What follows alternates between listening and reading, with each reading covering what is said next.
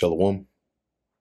First and foremost, I want to give all praises, honor, and glory to Yahweh, Bahasham, Yahushai, Bahasham, Recha Kudash.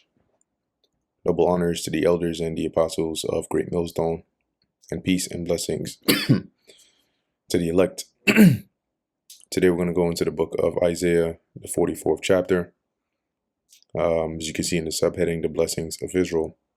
And in this chapter, it deals with, the Lord speaking to Israel, assuring Israel that he would, forgive them and have mercy upon them. And then a good portion of it goes into the emphasis on the worthlessness of these idols, and really the shameful state in which their followers are in, right? Which are basically those that worship idols. They're really likened on to being in an involuntarily blinded state of actually believing idols to have any form of power. So this is the book of Isaiah chapter 44, and it's mainly to emphasize, right, that there's a reason why the Lord told and commanded Israel to be separate from these other nations which were worshiping these idols, because the Lord is the one true living power. And so by emphasizing that and showing that, look at the things I've done for you, there's no need, there's no point for you to try and go after the gods of these other nations, because they're just that, idols. So this is the book of Isaiah chapter 44 verse 1. Yet now hear, O Jacob my servant, and Israel whom I have chosen. All right, which goes to show you that of all the nations, the Lord is specifying, when you choose something, that means that there was there were options. And so you're not going to compare a nation of people to shoes, right? And you're not going to have a pool of apples, baskets, and then a nation of people. So the chosen here, meaning out of the various nations that the Lord created, he chose Israel. Verse 2, thus saith the Lord Yahweh that made thee, which also Jacob and Israel are interchangeable. So oftentimes you'll see it'll say often, like here, O Jacob my servant, and Israel whom I have chosen. And you see this happens a lot with often with Isaiah's writings, where he repeats the same point in different ways. So in verse 1, it's saying the same thing in two different ways. Jacob is the same as Israel, representing the nation of Israel. And the servant here is also the chosen. Verse 2, thus saith the Lord Yahweh that made thee and formed thee from the womb, which will help thee. Fear not, O Jacob, my servant. So the Lord that made thee, right, because he is our creator, and formed thee in the womb, that process of having your body, right, from the sperm to the egg to the zygote to the the forming of the actual body in there, and the spirit coming in it, and all of that it was set up and created by the Lord. And actually it is during that process, right, that certain things are determined about you, because I believe King Solomon mentioned it, that being good, he came into a body. See if I can find it. Was it being good? Should be in Wisdom of Solomon. There we go. Wisdom of Solomon chapter 8 verse 20. Yea, rather being good, I came into a body undefiled. So one example is, it's once again during that process where you may have, when a baby is born with Down syndrome or some birth defect or some disability, it's because it happened during that process of them being formed in the belly or in the womb. Some people are formed, or they come out and they're mentally slow, right? Or their brain, they may be average. Their brain may function averagely, all right, and not to maybe an exceeded level. Oftentimes these things are formed, your height and all those, because as your body is being created, your genes, your DNA, the helix, the cells, and all of those are all happening in the womb. And the Lord can dictate whether you're missing something, whether you have a mutation. All of those things are determined by the Lord. So quite literally, he does form us in from the womb and how we're going to come out. All right, similar to what King Solomon said, he came in a body undefiled. He didn't come with deformities or infirmities or anything of that sort. Continuing, it says, which will help thee. Fear not, O Jacob, my servant, and thou, Jeshurun, whom I have chosen. So we know that Jacob and here Jeshurun is another name for Israel. Okay, I believe it means in the Hebrew is Yasharwan, and we can look at it over here.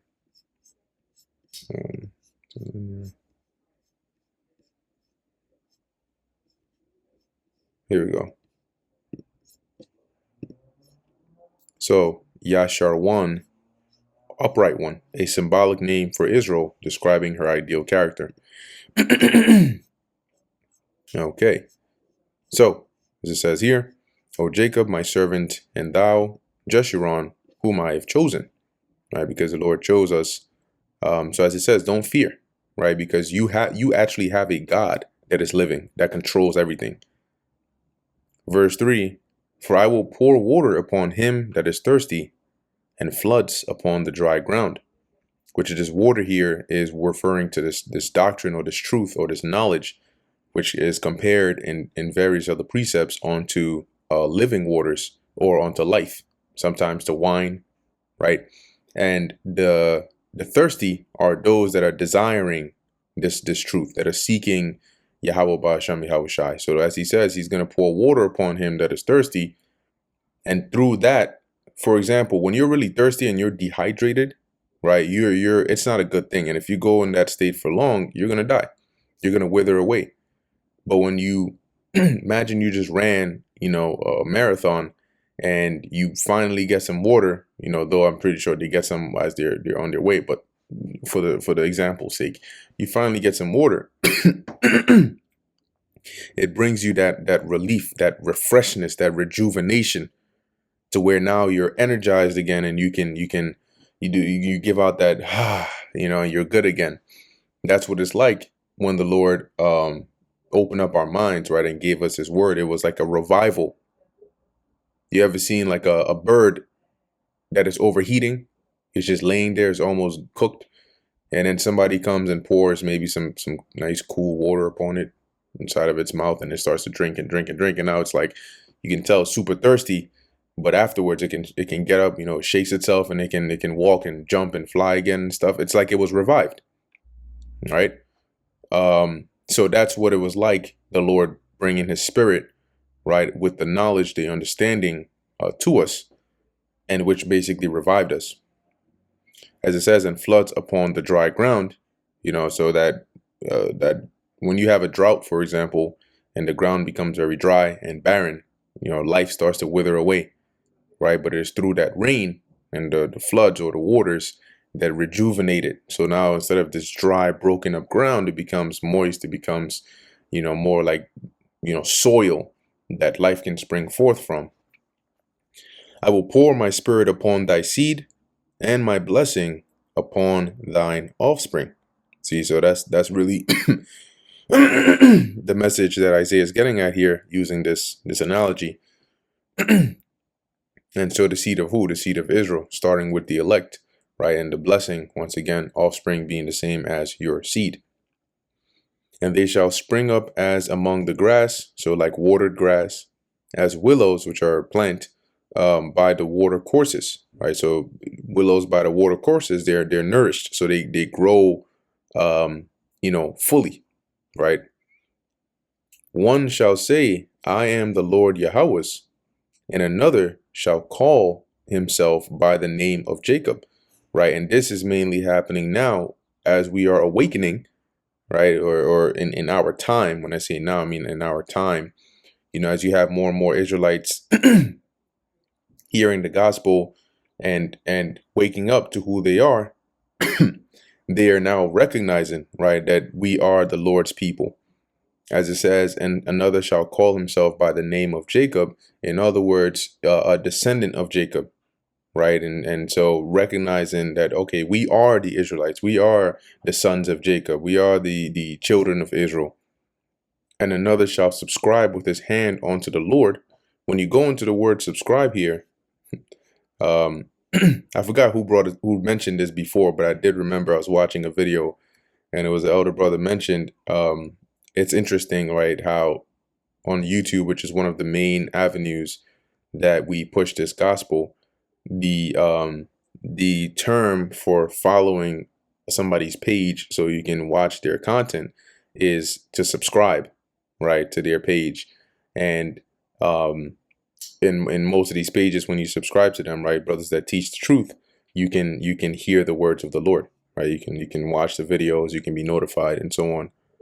But when you go into the word subscribe over here, it goes into like to record or to register or to enroll, right? To engrave, to inscribe, to be enrolled.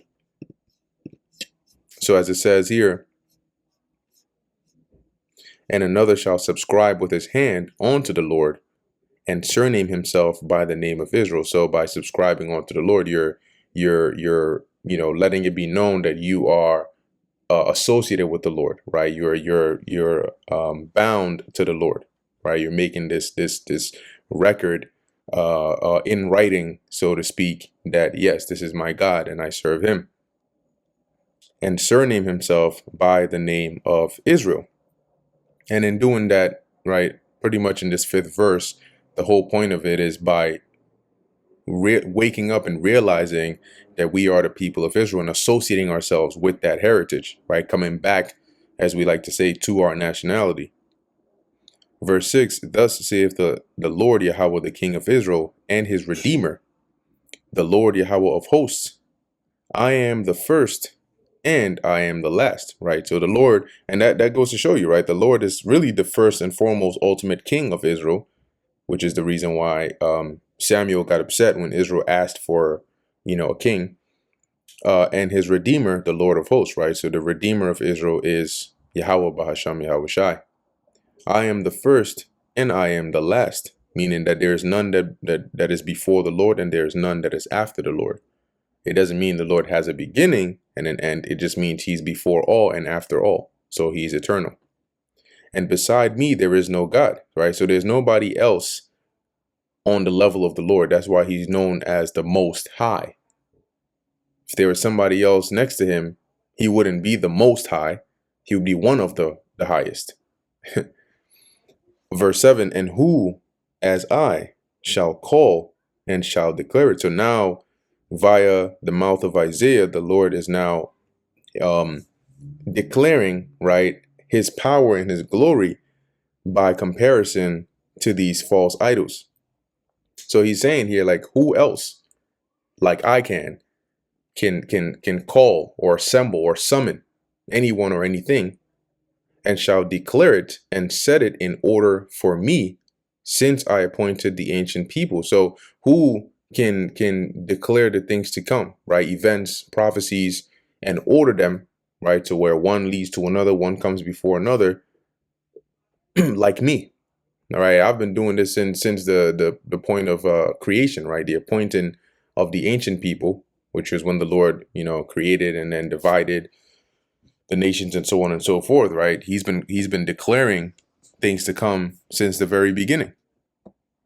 And the things that are coming shall come, let them shew onto them, right? So in other words, let these idols show the things that are about to happen, or foretell these things that are about to happen onto their followers, right? Let them reveal to them, similar to Amos 3 and 7, like how the Lord does to his servants, the prophets.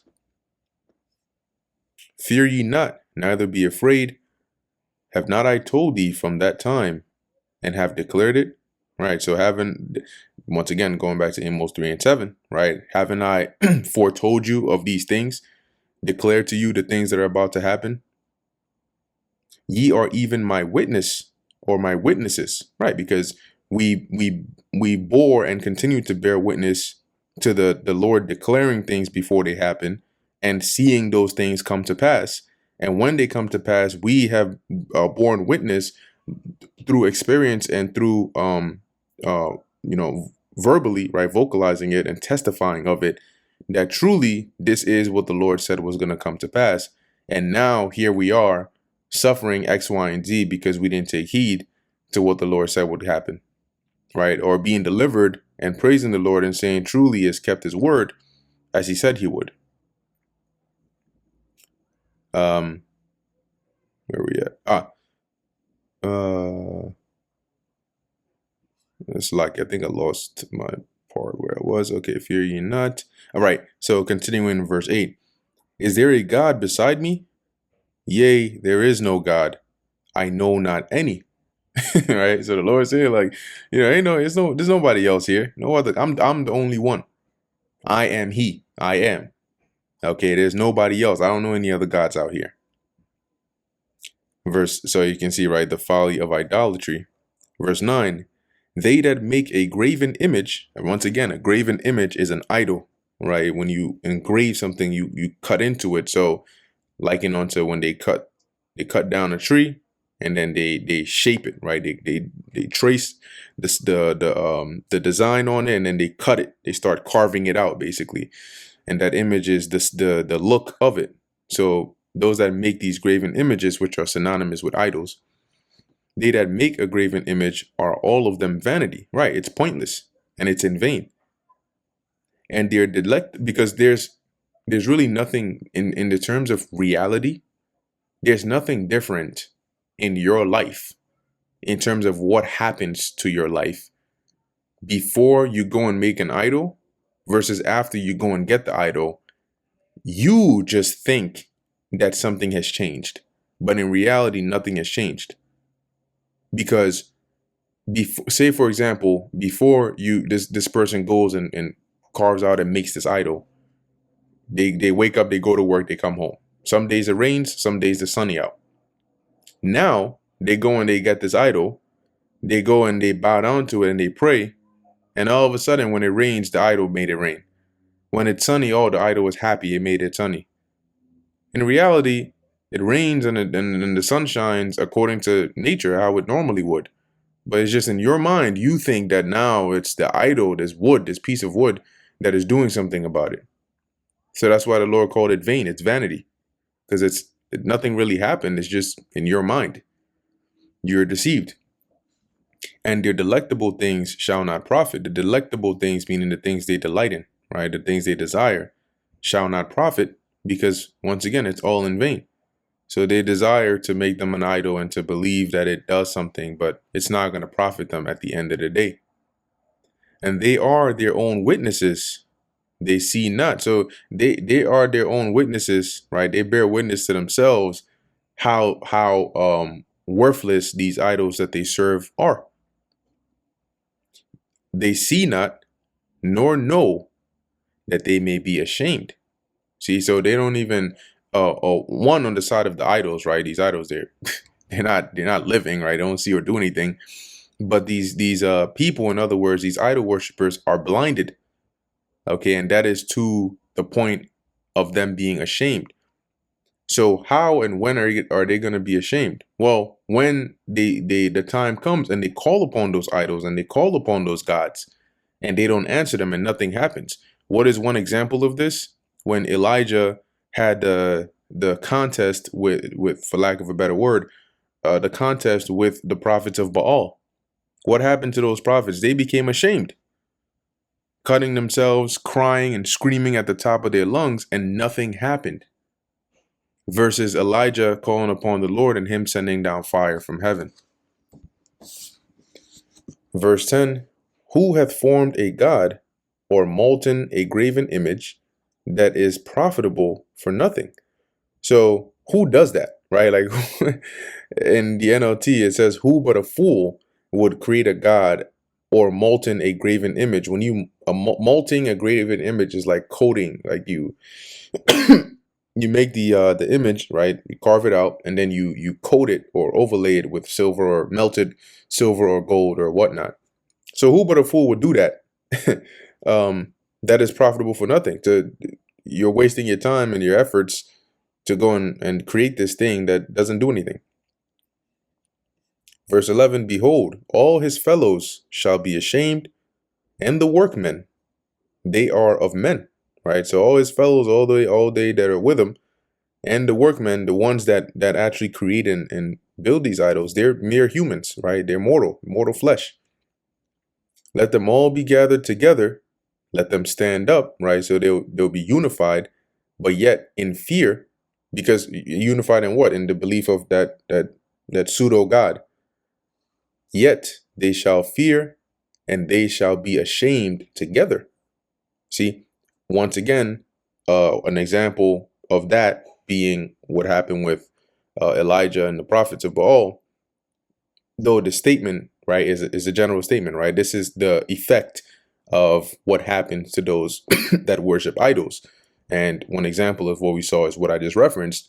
But there are many other examples throughout history, and we're gonna see, some of the greatest examples in our time now.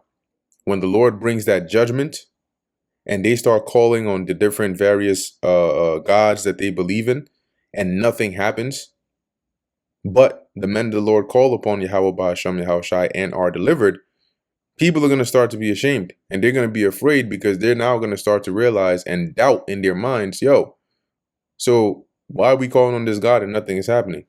But he's calling on this name, and he's good. See, in today's time, when people are comfortable, it's easy for you to say, oh, it's coincidence that, you prayed to your God and he made your life go this way. Or you were in this situation and you prayed and this happened. Really, it was my God who did it for you, but you just think it was your God, right? Or it just happened to be coincidence. So it's easy to do that now when things are comfortable. But when you're in a life or death situation, and instantly one is delivered by calling upon the name of the Lord, or there's a famine, everybody's hungry, and yet this person calls upon the name of the Lord, and actual miracles are happening, which this chapter goes into that, the confirmation of the words of the servants of the Lord. It's not as easy then to say, oh, that's just coincidence. Oh, it's my God doing it, and you just think it's yours. So why is he not doing it for you? And why is he responding by another name and not the name you call him? These are examples, right, that is going to come to light. People are going to see this more and more when the Lord brings this great judgment. And that's why it also mentions in 2nd Ezra, the 16th chapter, then shall they be known, right, going to the last few verses, who are my chosen. So back in Isaiah 44 verse 12, the smith with the tongs both worketh in the coals. When you tongs, right, are usually things that you can like use to pick up the coals and so on. But when you actually go into the word tongues over here, not thong, all right, tongues is a joke. But anyway, when you go into that word over here, it goes into like axe, all right. But in other words, it's like a tool, all right. It's tools that are used. Worketh in the coals and fashioneth it with hammers.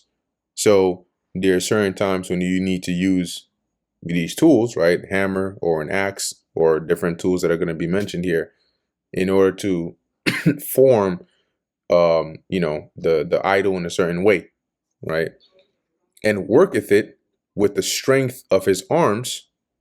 Yea, he is, right, the strength of his arm. So in the process of making this idol, right, they're going to have to use the hammer to smash down certain parts, whether to make a certain part straight, whether to build a I don't know, some like level board where they can place the idol on and then nail it onto the board so it stays still, whatever the case is.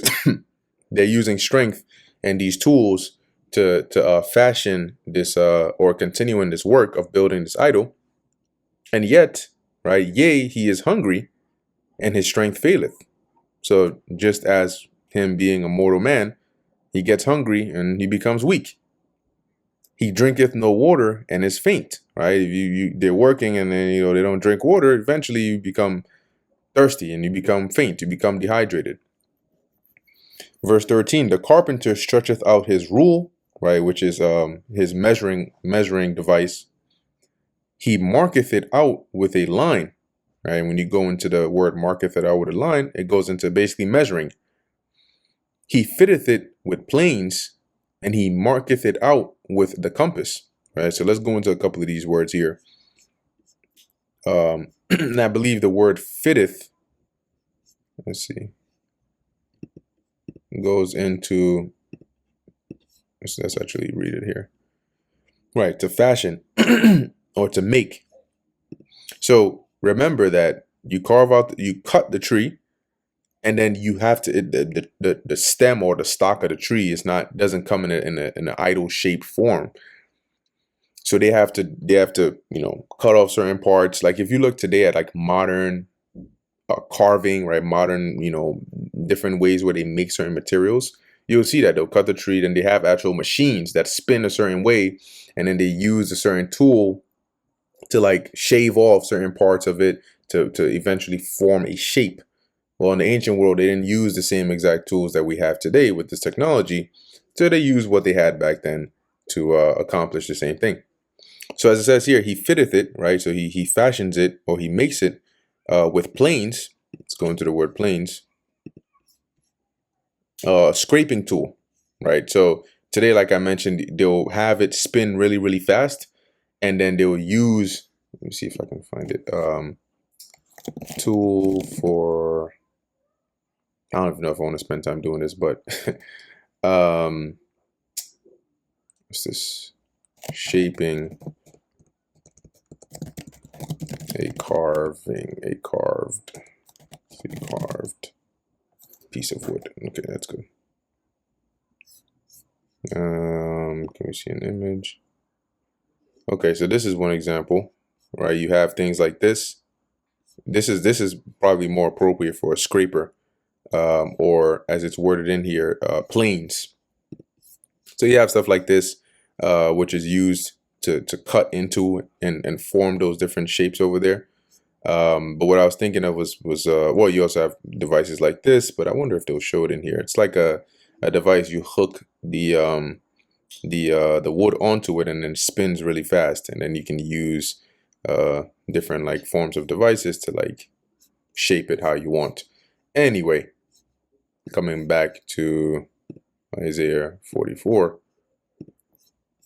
where he fitteth it with planes, right? So he begins to fashion it using these tools, and marketh it out with the compass, right? And the marketh it out is here to be drawn, to delineate, to trace out, right? So the markings or the tracing of the dimensions of it, where should you cut what off?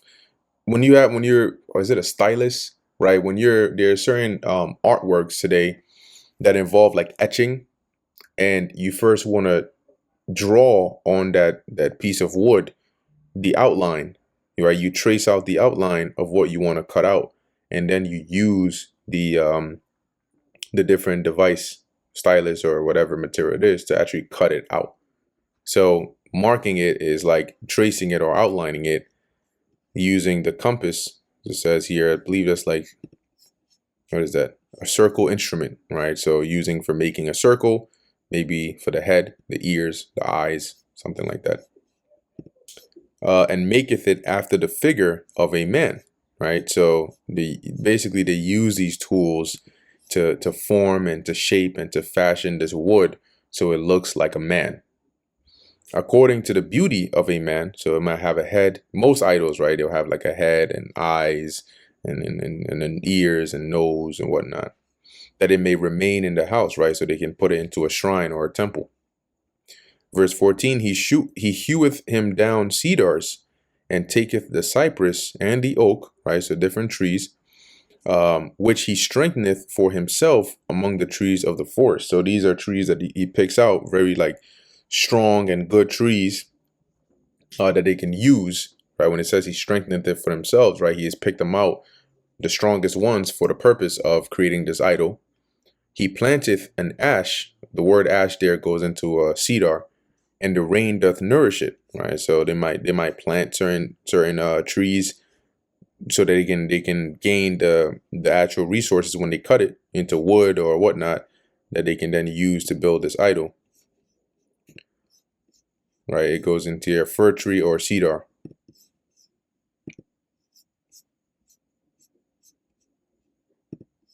Verse 15, then shall it be for a man to burn, for he will take thereof. So this cedar, these trees that they've planted, eventually they're going to cut it down, and they're going to use it for firewood, right? For he will take thereof and warm himself, because they're gonna cut the trees, cut the wood, part it, and then use it to make that fire to warm themselves, right?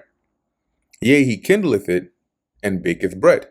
So at the same time, you can also use it for an oven, right? For baking. Because back then they weren't using electric stoves, right? You needed fire. Yea, he maketh a god and worshipeth it. So with the same wood that he makes this fire to warm himself, he makes this fire for his stove to bake bread. That's with the same wood, they're gonna use that to make this idol or this god that they worship. He maketh it a graven image, right, to carve out this idol, and falleth down thereto. So they bow down to this piece of wood, the same piece of wood that you burn, the same piece of wood that you use to cook, showing you how worthless it is, right? And when I say worthless, what I mean by that is, that's not material of a god, right? Like, this is the same material that you burn and then eventually it gets destroyed. And you carve out an image out of that and think that this is something that's all of a sudden is almighty. They came from trees. Verse 16, he burneth part thereof in the fire, and with part thereof he eateth flesh. He roasteth roast. So roast is a thing that is roasted. So with part of this tree or this wood, he makes a fire to warm himself. Part of it, he uses it to cook, right? Or to, as it says here, to roast, or in other words, to roast flesh, and is satisfied, right? So he makes his food and he eats. Yea, he warmeth himself and saith, aha, I am warm. I've seen the fire. So yeah, this is some good, so you feel good. You're warmed up, you threw them logs in there.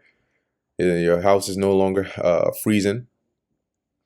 And the residue thereof, he maketh a god, which is just reiterating what we read in verse 15. Even his graven image, he falleth down unto it, and worshipeth it, and prayeth unto it, and saith, deliver me, for thou art my God. And so it's almost like in a condescending manner of, actually just condescending,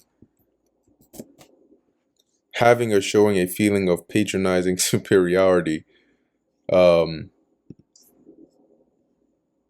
lordly, right? So, to a degree, right? To a degree, not in the negative sense, but more so like it's kind of like it's kind of like looking down on these idol worshippers, because it's something that, especially for Israel, having, the one true living power, it's beneath you to worship idols. So looking at those that worship idols is like a pathetic thing. And that's why it's like being spoken of like this, that, you got people out here who are cutting down trees, and with the same tree they cut down to cook and to warm themselves, they go and make this idol and bow down and pray to it and think that this is the God that's going to deliver them. Right? It's a pathetic thing to do. It's like you going and buying this crock pot, you make food with it, and one day you take that crock pot and you're gonna put it in your room somewhere on your cabinet and start praying to the crock pot every day, saying, please, please, please, bless me with this and bless me with that. Like, what are you doing, bro? Verse 18, they have not known nor understood, for he hath shut their eyes that they cannot see, and their hearts that they cannot understand. And that's why they do that, because the Lord has blinded them, right? Be it heathens or Israelites that worship idols, he has blinded them to shutting their eyes that they cannot see, and their hearts, their minds, that they cannot understand, which is why they sit there and pray to something that is not real, that doesn't exist, and think that it's going to hear their prayers. And none considereth in his heart, neither is there knowledge nor understanding to say, I have burned part of it in the fire. Yea, also I have baked bread upon the coals thereof. I have roasted flesh and eaten it, and shall I make the residue thereof an abomination? So this is the same wood I used to make fire, to warm myself, to make food upon, and I'm really going to sit here and use this to build an idol and bow down to it? Shall I fall down to the stalk of a tree? Like, what do you think this is? You expect me to bow down and worship a tree? And so in verse 19, it's saying like they've been blinded to where they can't even realize or say within themselves, like, what the hell am I doing? Am I really about to bow down to this piece of wood? They sincerely believe it, and they get offended if you speak bad about the piece of wood. Verse 20, he feedeth on ashes. A deceived heart hath turned him aside. And the he here is like it's representing this category of idol worshippers. Now, feeding on ashes, when you go into the word ashes, it basically goes into like emptiness or vanity, because that's what ashes are. Ashes are the remains of something that's burned. It's nothing, right? It holds no nutritional value, no nutrients, no raw materials, nothing. So feeding on ashes here is it's to represent the effect of worshiping idols. So just as worshiping idols has no benefit for your spirit, it's like, or I should say it this way, just as like eating ashes doesn't benefit your body, right? It doesn't make you stronger. It doesn't satisfy you. It doesn't fill you. It doesn't give you any nutrients or anything of that sort. That's what it's like, or likened onto when you worship these idols. It's like somebody actually eating ashes. You're not gaining anything from it. And as it goes on to say, a deceived heart hath turned him aside, that he cannot deliver his soul. So by their minds being deceived, they've gone into a way of believing that idolatry is the way to go. And being stuck in that way, they can't deliver their soul, meaning they can't turn from that to save themselves, right? To be delivered. Because we know those that worship idols, the Lord is going to destroy. And in particular, Israelites. Nor say, is there not a lie in my right hand? Right? And the right hand, left hand it's not really significant in this verse, but it's saying, right, like in holding that idol, they don't have the sense, because they've been deceived, to perceive that, hey, this idol or this piece of wood I'm holding in my hand is a lie. It's false. It has no power. Verse 21, remember these, O Jacob and Israel, for thou art my servant. So the Lord is saying, right, keep this in mind, lay this to heart. I formed thee, thou art my servant. O Israel, thou shalt not be forgotten of me.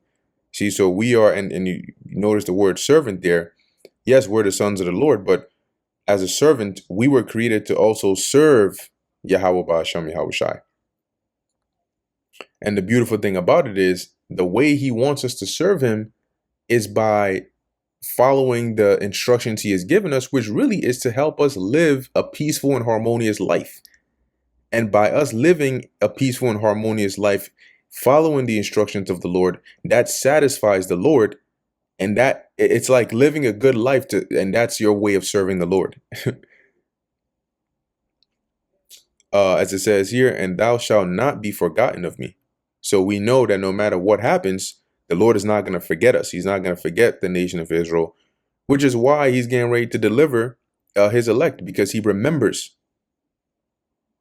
Verse 22, I have blotted out as a thick cloud thy transgressions, and as a cloud thy sins. And the cloud is used here as an example, because when you look up in the skies, no matter how cloudy it may be, or how thick or fluffy or big a cloud is, eventually it passes away like it was never there. And so the Lord is saying here, I have erased your transgressions, and made it disappear. like how you see clouds one moment and then they're not there anymore. So return unto me, for I have redeemed thee. And the Lord it's like because when you read in the scriptures, right, there are times when the prophets speak of things in the future, but they speak using past tense as though it's already happened.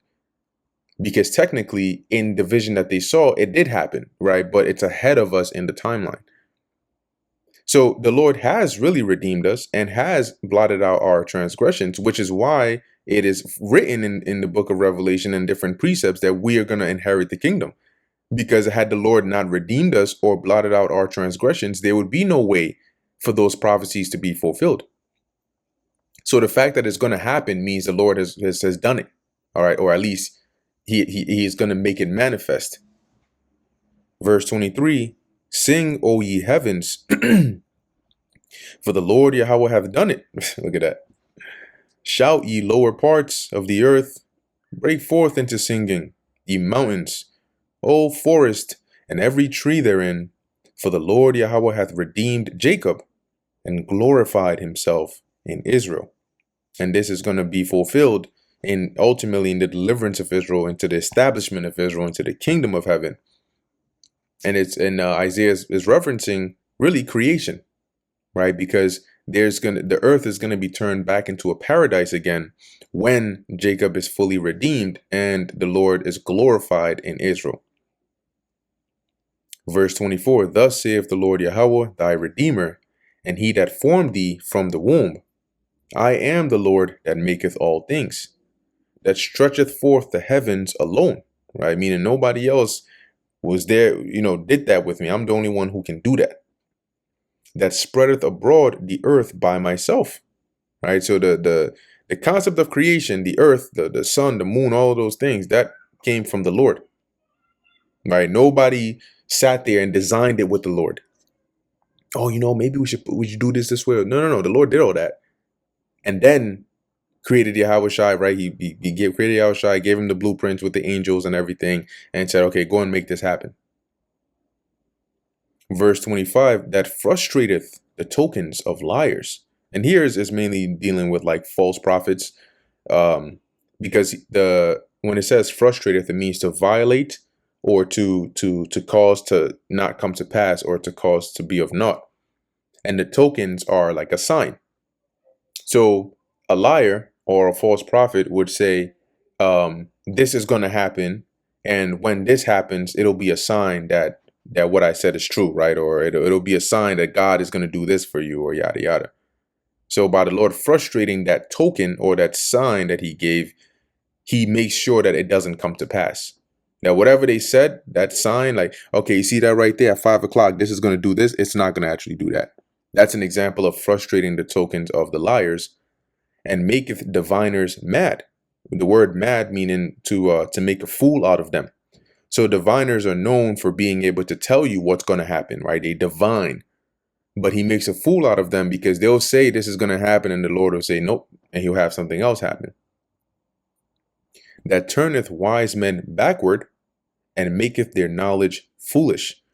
So wise men, the liars, the diviners, they're people that are looked to generally to have, answers, to have the truth that can tell you these esoteric things, all right, that only they can do. But here the Lord is emphasizing that ability comes from him. Okay, so these diviners and the so-called wise men and all of that, they don't really have that power, right? And the one or two times they say something that happens, it just so happens to be that the Lord had ordained that thing to happen. But he does this purposely to show you that the knowledge of this world, if it's not through the spirit of Yahweh Ba'asham Yahweh Shai, it's in vain. And so while he does this to show the falsehood of these false prophets and these diviners, on the flip side, verse 26, that confirmeth the word of his servant. So when it comes to his actual prophets and messengers, he confirms their word. So they prophesy of a thing and it comes to pass. That performeth the counsel of his messengers. So when his messengers, he sends them out and they say, hey, do this, or this is going to happen, or do that, the Lord does it. Right? What I mean is they'll tell somebody. What's one example is say like Elisha, right? When Elisha, told there was this widow woman whose husband, or I believe her husband, was of the sons of the prophets. And he told her, hey, okay, you know what? Go and get this barrel, go and do this, go and do that. And it's going to be this, that, and the third. And you're going to have an abundance of oil. And then you can do this. And the Lord has it come to pass. Right? Or somebody comes and they ask a prophet, oh, what about this? What is this going to be? And then they tell them something, and then the Lord performs it to confirm those words. That saith to Jerusalem, thou shalt be inhabited. So now in verse 26, this is actually prophetic, right? And what I mean by that is from the time of Isaiah, what he is saying here was going to be relevant after the Babylonians came and did what they did. But at the time of Isaiah, that was still decades into the future. So it says here that saith to Jerusalem, thou shalt be inhabited, and to the cities of Judah ye shall be built, and I will raise up the decayed places thereof. At the time when Isaiah was prophesying this, Jerusalem was already inhabited. The cities of Judah was already built. It wasn't decayed. It ended up being decayed and becoming mainly uninhabited when the Babylonians came in there and broke down the walls and burnt the temple and took them captive to Babylon.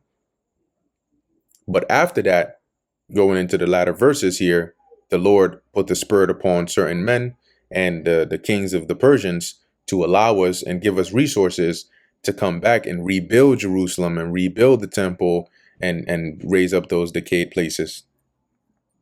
Verse 27, and obviously we know in the larger scheme of things, this is something that's going to happen again in this time, right? Because it's like a repeat almost. And what's spiritual is it was after, it was really during the Babylonian captivity into the Persian captivity, but leaving Babylon is where we went back to rebuild that physical temple. Verse 27, that saith to the deep, be dry, and I will dry up thy rivers, showing the power of the Lord. Verse 28, that saith of Cyrus, which this Cyrus is talking about Cyrus the Great, the Persian, right? The Persian ruler in secular history. So that also goes to show you that Isaiah prophesied about Cyrus by name before he was even thought of as in existence. Nobody knew who Cyrus was when Isaiah said this, because Cyrus wasn't on the scene till hundreds of years after.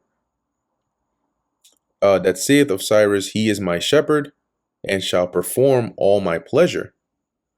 Even saying to Jerusalem, thou shalt be built, and to the temple, thy foundation shall be laid. See, so this came to pass after Cyrus came up into power, right? You had the Persian Empire take over the Babylonian Empire, and Cyrus gave the decree that we would be allowed to go back to Jerusalem to rebuild the temple, and so on. So last thing I want to mention here is Cyrus is being referred to as the Lord's shepherd because the Lord was going to use him to perform, as he says, all my pleasure, which was to be the ruler or the vessel that the Lord would use in the position that he was in to allow us to come back and rebuild and basically be able to come back to Jerusalem. It doesn't make Cyrus any more special than another heathen, and it doesn't make Cyrus an Israelite, and it doesn't make Cyrus of any extra reputation, but that he was chosen to fulfill a certain purpose. And so with that, that brings us to the end of the book of Isaiah, the 44th chapter. Lord willing, this was edifying to the elect. In closing, I want to give all praises, honor, and glory to Yahweh, Bahasham, Yahweh Shai, Bahasham, Racha, Kodash. And until next time, Shalom.